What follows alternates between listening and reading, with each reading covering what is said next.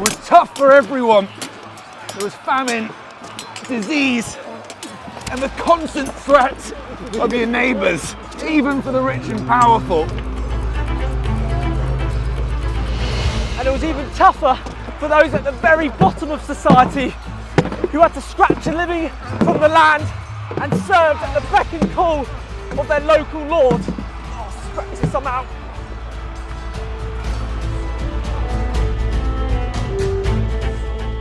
The Anglo-Saxon period in England spanned 6 centuries, beginning with the Roman withdrawal from Britain in 410 and ending with William the Conqueror's victory at the Battle of Hastings in 1066.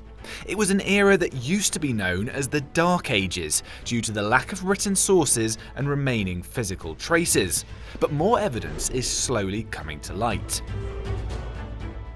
At first, Germanic-speaking tribes like the Angles, Saxons, Jutes and Frisians began to arrive from the continent in small groups, but they eventually formed warlike kingdoms like East Anglia, Kent, Wessex and Mercia, pushing the native Britons further west.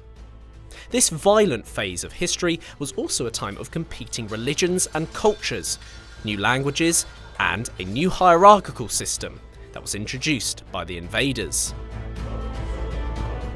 In this video, we join the Swords of Penda re-enactment group, volunteers who bring the 7th century to life through painstaking research and experimental archaeology to test our early medieval metal. We'll explore how your place in society would determine how you lived. Oh, you don't mind if I have a go, do you? By all means. And how you died. Oh, my helmet's coming off. I think that's me dead. And find out if this really was one of the harshest periods in history. So the question is, could you survive as an Anglo-Saxon warrior?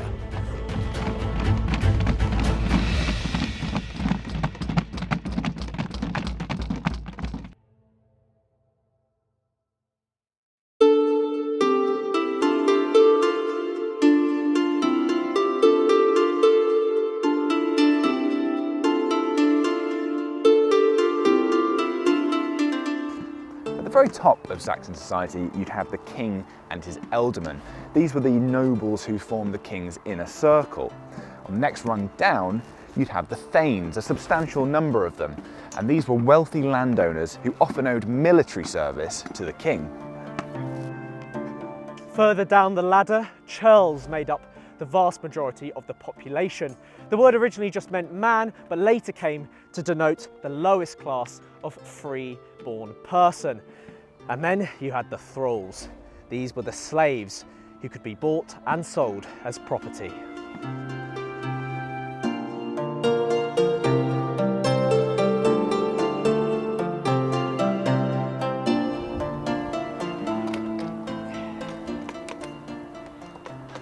Right, where are we training then? Training? Yeah. You don't need any training, mate. You'll be fine in the battle. You're going to go make a start on dinner. Go on, off you go.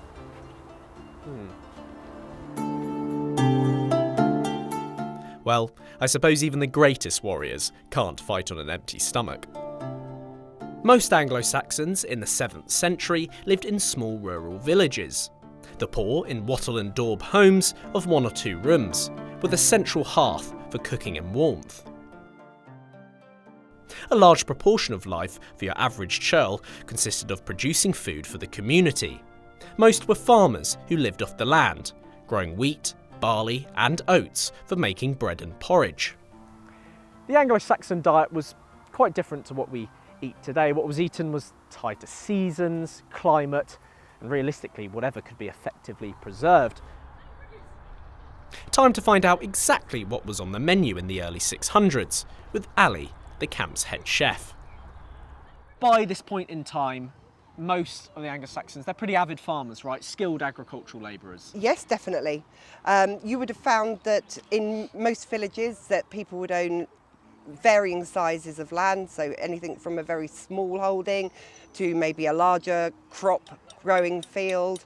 They would be growing most of the root vegetables required to go into a stew. Okay. So you would have carrots, Obviously, the carrots weren't orange as we know them; they were actually purple. Oh, really? And occasionally you got white carrots because that's how they grow naturally. They would have been certainly a very strange thing to put on your plate in today's time. Definitely. They would grow root vegetables such as turnips, parsnips, didn't have potatoes. And I have read that most of the Anglo-Saxon population were actually vegetarians. Is that true? To what extent is that true? It's not necessarily vegetarians by choice as we know it today. It would be vegetarian almost by force, because to have meat would have been a luxury. So they're not necessarily having all this meat and stews constantly? A stew Only for special occasions, maybe? A stew would be on the go all the time. Oh, okay. You would add to it daily. So you'd add a few more vegetables. That pot of stew would almost be a never-ending pot of stew. Right, okay. Because you would just continuously add to it and replenish it. So the actual stock from that stew would get richer and richer with all the flavours of the vegetables. Then the meat would go into the stew. Yeah. But it wouldn't be a regular thing. Yeah. This would be an as and when, and it would be an almost special treat. It would probably feel like what we feel like at Christmas. Yeah, and talk to me a bit about the hygiene. So are we eating like hunter-gatherers, or do we have some utensils? I can see some spoons and things. We have no evidence at the moment of them using things like forks. Okay. But most people would have had what they called an eating knife. And that would have been a short knife, very similar to this. Okay. Which basically would have been used to prepare the vegetables. They would certainly cut their meat or whatever they were eating. They would stab it. Okay. And eat it. Yeah. So basically, whatever works. Stab it. It acts like a fork. Yeah. They did have spoons. We have a variety of different wooden spoons that have been carved from basically a lump of wood. They didn't necessarily have much of a bowl to them, but it would allow them to eat the liquid stews, from the stews. Can't eat a stew with this thing, can you? So. No. Unsurprisingly, the wealthy enjoyed a better standard of living, residing in spacious timber halls and spending their time hunting. This meant they could treat themselves to game like venison and wild boar, but it was also an opportunity to sharpen their martial skills. Thanes were expected to fight for their king when called upon, and expected to fight well. I'd better get some practice. I'm looking like a high status warrior. I'm not feeling like one yet because I've not undergone any training, but can we talk through a little bit about what you're wearing? Yeah, of course we can. What are the weapons that you've got here? Certainly, so main weapon obviously I carry here is my spear, weapon of war, also a good weapon for hunting as well. Yep. Most of these were around about 7 foot in length. Okay. Yeah, 7 to 8 foot for a single spear. And even the high status warriors, they're carrying spears absolutely. as well. This is now thought to be one of the marks of a freeman. Okay. You wouldn't let a thrall or a slave loose with one of these. Okay, so Luke's not getting his hands on He's the not spear. getting. He's not getting one of these. No. What's next? What's the next weapon for a high status warrior? So the next weapon for a high status warrior would be this. Nice. Yeah. So the sword is very much a mark of a high status warrior. Only owned by the wealthy or the elite warriors. And is it true that these would often be passed down through families? Possibly, yes. Absolutely. Yeah. These would be treasured passed down from father to son. Some of them may even be named as well. Okay. Yeah. So they would have almost had a symbolic significance as well. Yeah. Absolutely, yeah. And quite expensive, I imagine, at the time. They were. Something like this, in modern day terms, back then, would have been a high-end sports car, so your Ferraris, that kind of thing. Wow. So, yeah. Okay. And if the sword, let's say you lose your sword in battle, your weapon of last resort is here. If you lose your sword in battle and you don't have a spear, yeah, you're left with this. This is called the Sayax. It's called Yes, a it is. Sayax. Is that related to the name Saxons? Possibly. It's possibly where the Saxons get their name from. So Sayax meaning knife in Old English. So Saxon people of the knife. I see. Is what the historians seem to believe. And Jim, let's talk about the armour. I have to say, Your helmets are looking quite intimidating. I imagine these are quite high status helmets. Yeah, as very well. very high status helmets indeed. My spectacle helmet denotes the fact on the battlefield that I am a high status warrior. You know, quite as simple as that. Matched with a chain mail, sword again. You know, so, and then obviously the sigils upon my shield. The sword is King Penda's sword. We have what we call a shield dancer, and this is my personal sigil, the bear claw. Yeah. And the shield is obviously crucial to Saxon battle tactics, isn't Absolutely. it? The shield wall is kind of what we think of when we think Absolutely. of Saxons. Yeah. It was primarily defensive, really. Although you could advance in a shield wall. But yeah, if you're stood on top of a hill, or and you're backed by woodlands, then shield walls were a very effective defensive formation. If it's done properly, it's tough to break through. And it lasted as a tactic for quite a long time, didn't it it? did. Indeed, yeah, many years. Even now, if you look at modern day policing, if there's a riot going on, they'll almost do exactly the same thing. And violence was part of Saxon society even off the battlefield, as shown by some of the strange laws that governed it. Let's say I killed a rival, someone that I knew. Yep. I can actually pay their family, and they wouldn't be allowed then to take revenge on me. No, absolutely. So you'd pay what they call a weregild. So a weregild is a man price. So from one of the sources, a thrall would be 60 shillings. A Churl or a free man would be 200 for the landed Thane. So he actually has a certain amount of land that he'll farm and he'll own, usually by the king's grace. If you killed him, his weregild, I believe, would be 1,200 shillings. Okay, so that would be an expensive It mistake. would be a very expensive An absolute thing to king's do. ransom. Well, So, yeah. I mean, I'm decked out as a Thane right now. You are indeed. I think I better try and live up to the name. Is there any chance you can show me a couple of the moves that we might do? Absolutely. I think we could take you for a few moves, yeah. Yeah, All right, we let's can go do for that, it. no problem. Yeah.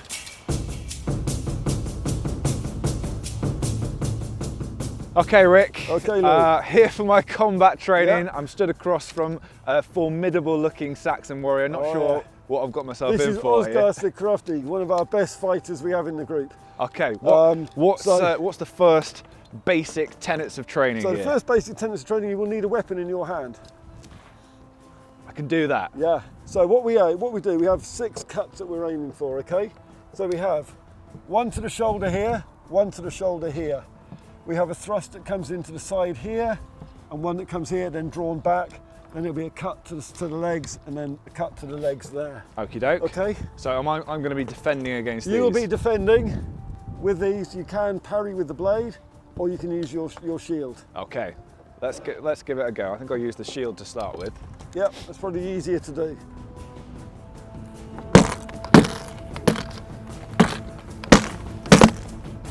Okay. And now I come back in with the same. Yep, you come back with exactly the same on him. Yep.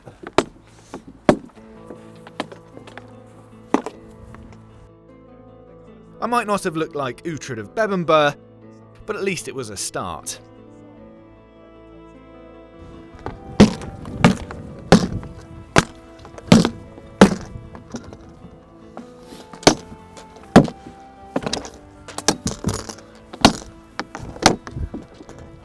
Great. Okay. You're getting the hang of this, Louis. We'll have you in the shield wall soon. Oh, it's already tiring. It's already tiring. Very tiring, yes. And do we know sort of Saxon warriors of high status, they'd be spending a lot of time training? I would imagine they would have done, yes, to maintain their skills. Obviously, you're not born knowing how to use a sword. It does take a lot of time to learn how to use it properly. After a relatively relaxed start to my training as a Saxon warrior, things were about to escalate quickly.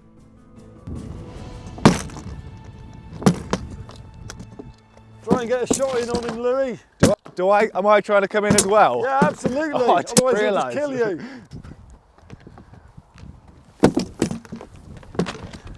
Oh, my helmet's coming off. I'm not tightly strapped enough. Oh, I think that's me dead. very possibly. Fair play.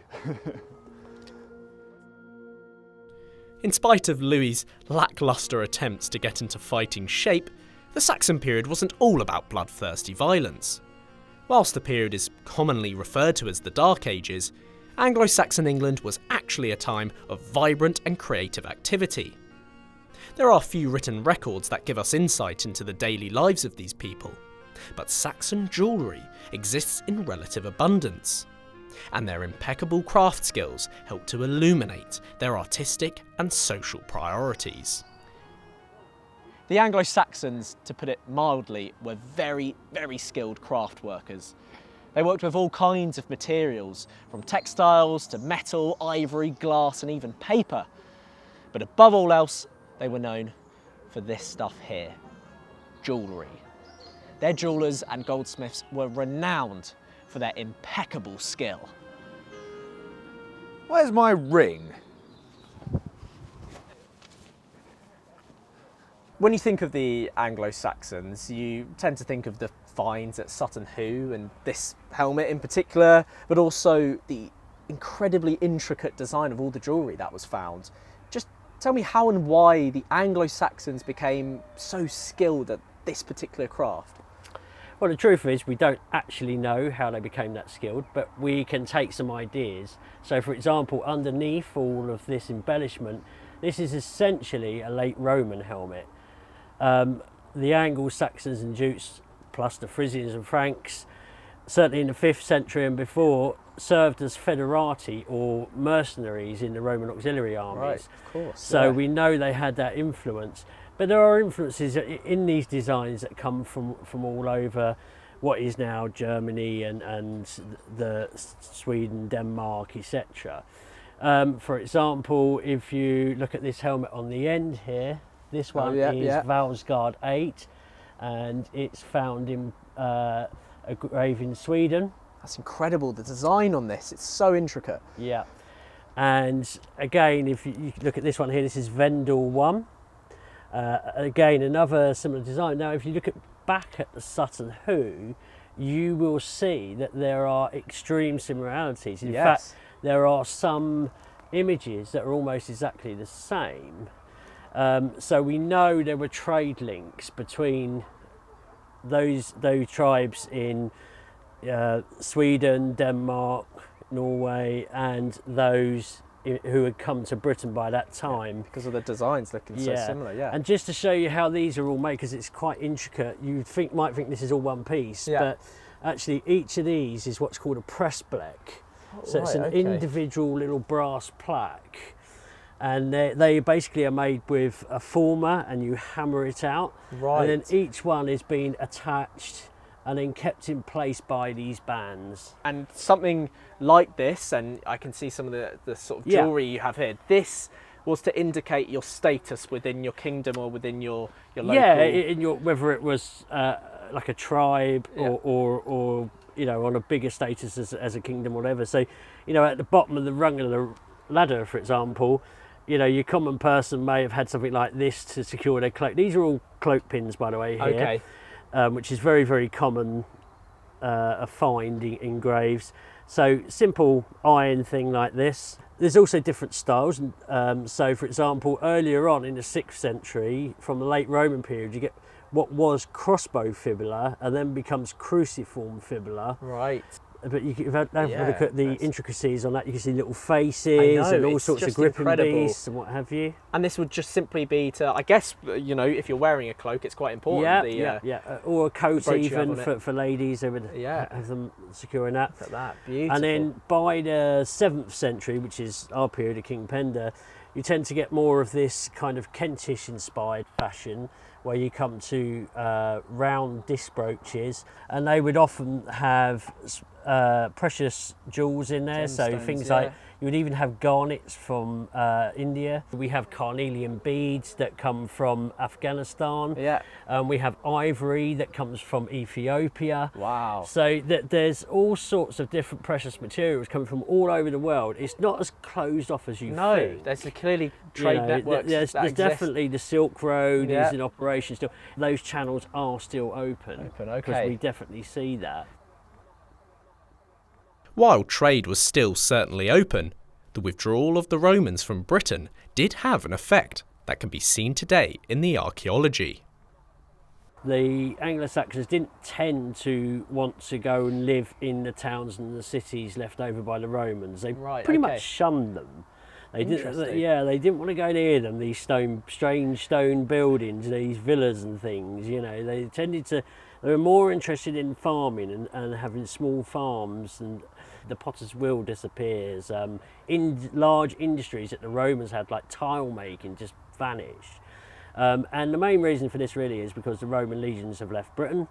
There's no more supply of Roman coins to Britain, and you know it's ripe for the Anglo-Saxons to come. Now, whether that was an invasion, a migration, whatever, is hotly debated to this day. Obviously, language completely changed, really.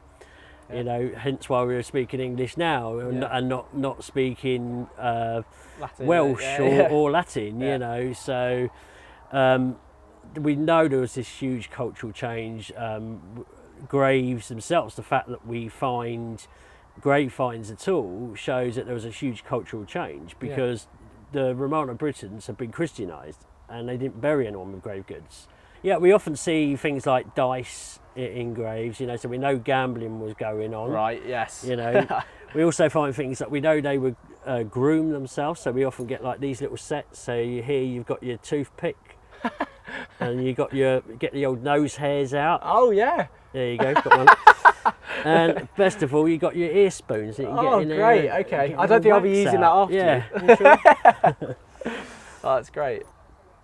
And Ben, you've got some glassware in front of you, and I didn't realise Anglo-Saxons would have been using this stuff. Well, I mean, as you just said, it's a common misconception, obviously carried on, especially with the Vikings, that all drinking ware was used with horns and things like that. But what we can see is, yes, though horns were used, obviously, here's a perfect example. Right, okay. We do see that glass is still being used. I mean, as we can see from this example here of a palm cup, if you'd like to. Yes. Okay. You can see how it's not perfect. You can see bubbles, you can see dents. Dents, exactly. It's not perfect. Whereas if we look to something, because I would say that's middle status. I mean, because glass is reforged over and over and over again because the Romans have gone, and glass goes from due to the empire bringing things in, that ends. And though imports are still going on through trade networks, you see glass beads, which are a lot smaller, but glasses becomes more of a higher status thing, especially clear or coloured glass. Okay. So blue is one of the highest status glasses. So if you see this with the beautiful workings. Oh, right, yeah. Can I pick that up? Yeah, of course. To get that colour and to get it that clear, it's a craft. The rich might have been able to afford better bling, but the risks from disease and infection remained a great leveller across Saxon society. Average life expectancy was around 40, with child mortality rates particularly high. But despite their lack of real scientific knowledge, many medical treatises were produced during the period, some of which still survive. If you were ill or wounded, which is quite likely if you spend your life fighting, there were medical practitioners of a sort you could go visit. And I've got myself an appointment.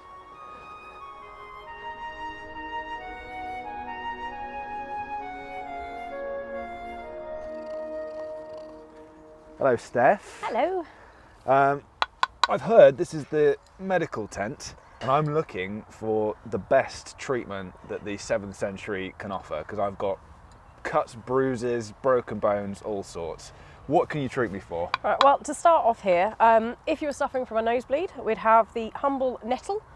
So from here, have it dried, ground up and made into a powder that could be used as a snuff to be sort of like stuffed up the nose. This is the one you're making now? So yes, this is here. So it's all very, very, you can feel it, it's very fine powder. Oh right, so that's ground up nettle, interesting. So that could be added to a tea as well, but yeah, that was the nosebleed cure. So hanging behind you, we have an onion.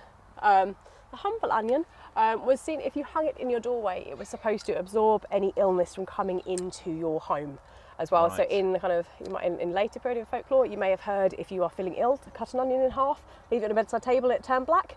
It's this idea that an onion will absorb kind of negativity and Right. this. Well, if only it was that easy. Indeed. I suppose, yeah. And if I have, let's say I have a broken bone, I've been training with the guys, you know, I feel like I fractured something. Very good. Well, if it was in training and you've hurt yourself, then what we'll probably do is bind it with a splint, probably made of elm. Now, of all of the thousands of remedies in Anglo-Saxon England, there are only about 6 listed for broken bones. It's a very rare thing, and it was mainly used by what they think they did with livestock. So if it was a sheep or a cow, you'd bind the bone. If you look at what they're doing elsewhere around the same time period in the kind of Arabic countries, they're a bit more ahead, and they were using egg white with flour and lime to make a plaster cast. But we would just splint it. Okay. If you had broken your arm in a fist fight with a drunken brawl, you would be owed compensation. So the person who broke your arm, if it was the top of your arm, it would be 15 shillings. If it was both arms, it's 15 shillings per arm. If it was your thigh, it would be 30 shillings, and your lower leg would be 30 shillings. So depending on what was broken in the fight, you would then be owed money by your assailant. So I can put an injury claim in? You could indeed. What about, I'm feeling a little bit under the weather, maybe I've got a bit of a fever, a bit of a cold. So a fever, we have got some wormwood here. So wormwood with a tonic made of this. So it's kind of a bit like a weed you'd find now. It's also what gives absinthe its lovely taste. Oh, yeah, so great taste. wormwood, a tonic of that would be help to kind of relieve a fever and bring it down. But I do have a few other things here. So if you are feeling, I don't know, say you're a bit stressed out, or you've got children and you need them to go to sleep, we would do something like chamomile. So chamomile flowers in goat's milk and with a bit of honey would be given as a kind of a soothing remedy, sleep. So I have got a little bit of chamomile in some there. Oh, so nice. Great. Okay, let's give so it a go. Nice and relaxing. This is gonna cure me of stress. Yeah, it's a nice relaxing one. That Brilliant. one. Lovely. Are there any particularly weird or unpleasant remedies that we're using? Quite a few. So the Leechcraft book written by the Bede, he wrote 3 texts. One was very much, as I talked about, the different forms of curing. The worst one was the very supernatural things, and that's where the creepier and more gross ones. And my favourite, most disgusting one is the cure for spider bite, and that was a raw egg with some ale, mixed with some lovely sheep's dung that had to be fresh, and then that would be given to drink, and that would be a good cure for the poisons of a spider bite. Wow, so ale, eggs and sheep dung. Yeah. And people were really drinking that? Yeah, the idea was that you'd give it to someone but not tell them that's what they were drinking, so they had to drink it, and yeah. Okay. The cure for the poison of a spider bite. I'm feeling much better now, having come in with all these injuries and feeling ill, feeling great. I'm ready to get back to fighting, which is what we do best, right? Very much.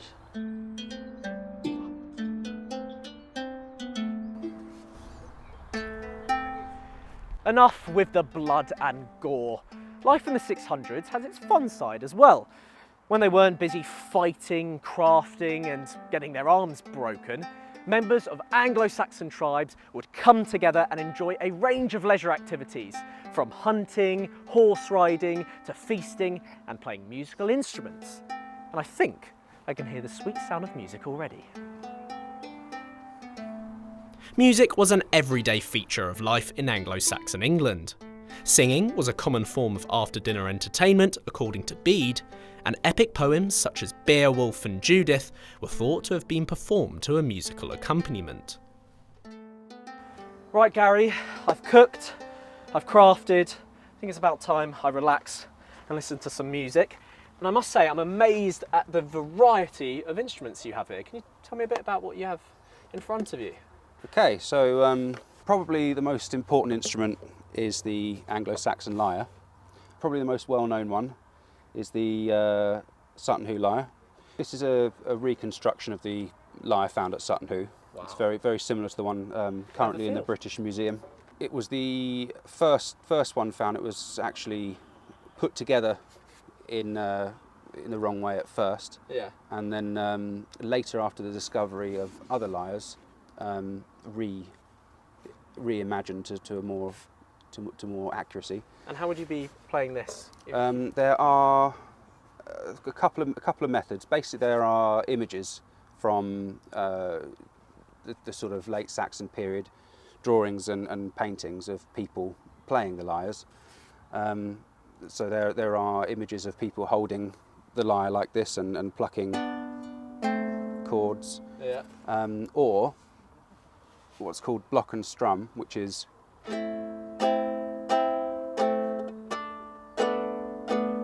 where you are dropping out or deadening the notes that you don't want heard. Got it. So you'll get a lot of images of people holding lyres like this. Okay, interesting. So you see these in a lot of illustrations. What about some of the other stuff you have here? What's that behind you? That looks like a this here, bit of a harp. This is a sort of, it's more of a late Saxon harp. The problem with these early lyres is that they're very limited, very basic instruments. What was the most important stringed instrument of its time? Yeah. You're limited to 6 notes. In order to make the instrument more versatile and add more notes, change the shape. You know, so you start to see this shape of harp arrive in the late Saxon period. There's very little distinction between the two at the time, but these days I think the distinction is a lyre. The strings are parallel to the soundboard, much like a guitar. Got it. Whereas on the harp, the strings are perpendicular, moving away from the soundboard. Got it. And does that change the sound? And not really, but I mean you've got more notes for a start, but you still can't note them. It's only when you sort of start to get towards the end of the Saxon period into the beginning of the Middle Ages that things like rebecs, which is like an early fiddle, lutes and other stringed instruments that could be noted and fretted start to appear. And are these, would you say, the most common instruments we see from the Anglo-Saxon period? You see images, normally the chap playing the lyre or the harp is central to the image, surrounded by people playing things like shawms, which are flutes and drums, and rebecs, various other instruments. Speaking of drums, you've got one right there. Yep. The sound, I'm guessing, sounds similar to almost like a wall drum. So yeah, it's a goat skin. You can see the back of the animal across there, stretched over a wooden frame. Every part is made from leather or skin or hide, and they were used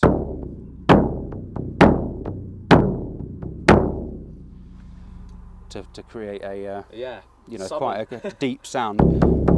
But I mean, drums as an accompaniment to music, but drums had been used for years for communication, for signalling. Yeah. Much in the same way that the horn would be used to signal or to call. Feeling in the Saxon spirit, I thought I'd give the horn a go. So Gary, I mean, if this was used for signalling, especially across boats, it would have had to make a pretty significant noise. Now, you don't mind if I have a go, do you? By all means. So you've said I just need to sort of, from the side of the mouth, as if playing a trumpet. A trumpet, okay, let me give it a go. I've never played a trumpet before.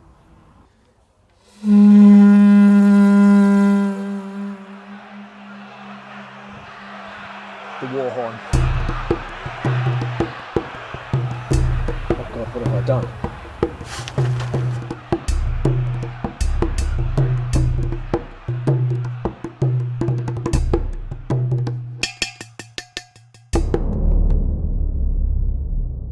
We march from Northumbria! King Oswald must die, and his kingdom must fall to me. Will you join me? Yeah! Will you follow me? Yeah! Then so it be made. We march from Northumbria. Follow me to death and glory! From the hall! Wealthier!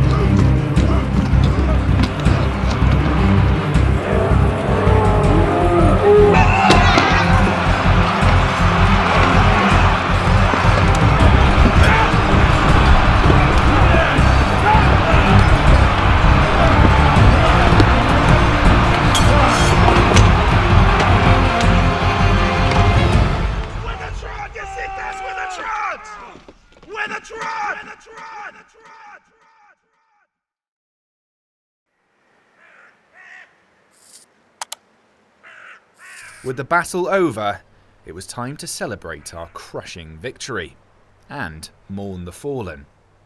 Saxon funerals could take various forms, particularly during the 7th century when the dominant religion of paganism gradually gave way to new Christian beliefs. Okay, Steph, well, we've come back from the battle. I think we won today, but there's sad news, isn't there? Because one of our warriors has died. He has it indeed. And Nathan here, who is our deceased warrior, he's about to be sent to the afterlife, isn't he? And he's got all of these kind of worldly goods around him. What have we got here? What are we sending him off with? So we've got some items that we think were probably buried with him that were either in his daily life or things that his family and friends would have thought he would need in the afterlife. We have his mail here, so we need to know that in the afterlife he will be protected, he'll be ready for battle again. So we have a lot of his armour. So we have his mail, we have his shield, we have his seax, spear, of course, his sword, and his helmet in the corner there as well. So we need to make sure he is well protected. But again, in the afterlife, it's not all about battle, it's a joyous place. So you'd want to be kind of fun and frolicking. You would have his lyre as well, so play music. But also for lots of feasting and drinking. So we've got the drinking horns, bowls and cups, and we know these were found in several burials as well. And he was not the richest of fellows, but he wasn't the poorest, so he does have some of his treasure as well. So we've got his kind of wallet and some coins. And also we know that he would want to stay fairly well groomed, so we've got things like his bone and wooden combs as well, so he can groom himself and look after himself in the next journey. On the tray here we also have a horse tooth. Now sometimes in the burials they would have had an entire horse. It could have been the horse head or just the tooth as a symbol of you'll go with your companion to the next journey, the final journey with man and horse together.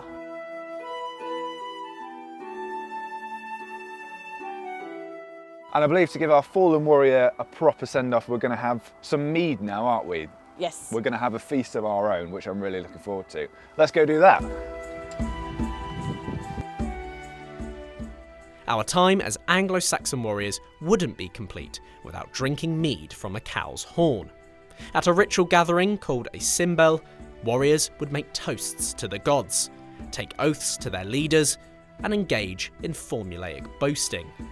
An easy enough task for Louee.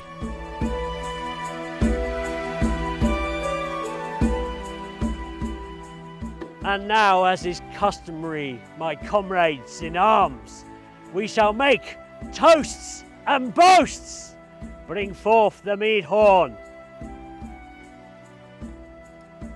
I toast to Woden, the one-eyed All-Father. To Woden! To Woden! As King Penda's champion, I boast that I will take the head from King Oswald himself. Hey! Yes. Thank you. I boast that the History Hit YouTube channel will definitely get to 1 million subscribers. Hey!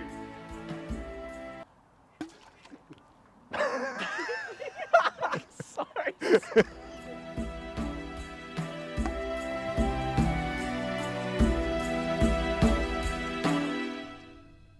Of course, not everyone was worthy of being included in the festivities. And as Luke was about to find out, thralls would occasionally be sacrificed alongside high-status warriors to serve them in the afterlife. No, please, no, please! If you enjoyed that video, then remember we've got lots of other episodes about the Anglo-Saxon period that are on the screen right now. And don't forget, of course, to subscribe and leave us a comment. See you later.